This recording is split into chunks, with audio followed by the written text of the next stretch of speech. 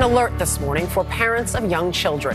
A new law aims to strengthen reporting requirements for tech companies to combat online predators seeking to exploit kids. Last year, the National Center for Missing and Exploited Children received more than 36 million reports of suspected child sexual exploitation to its cyber tip line. CBS News congressional correspondent Nicole Killian shares one family's harrowing ordeal and their hopes for the tougher regulations. And a warning, the following story may be hard to watch for some viewers as it does discuss suicide. It starts off kind of innocent. How are you, how you doing? Where do you go to school? What are your interests? What began as a seemingly innocuous encounter on Instagram quickly turned deadly for John DeMay's 17-year-old son, Jordan. Told him he was going to kill himself. And the perpetrator said, good, you better do it faster. We're going to make you do it. And then at 3:45, Jordan shot himself in his bedroom.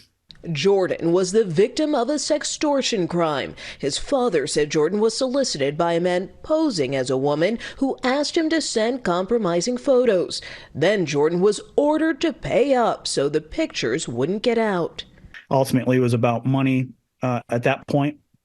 And I believe they started off around $1,000. They were building collages with this picture, and they were making him believe that they were actually sending these messages out. Did you have any idea that this was going on?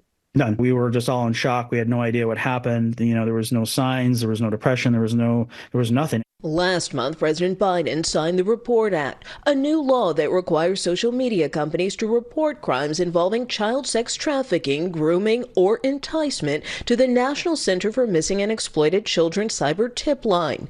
And it increases penalties of up to $1 million for those who fail to flag exploitative content. It has been the Wild West. Tennessee Republican Marsha Blackburn and Georgia Democrat John Ossoff sponsored the legislation. How personal is this for both of you? Look, I've got a 2-year-old baby girl at home, and it is every parent's worst nightmare. And we've got to improve the safety.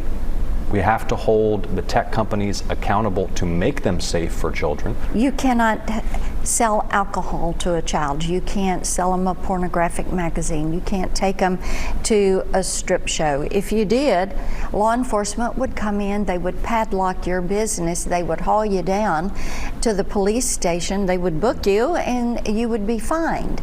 But there's been nothing in the virtual space. You didn't take any action, you didn't fire anybody, you haven't compensated a single victim. The law is the first to be enacted since a blockbuster Senate hearing this year on online child exploitation with tech CEOs, including Meta's Mark Zuckerberg, who issued a rare apology to families.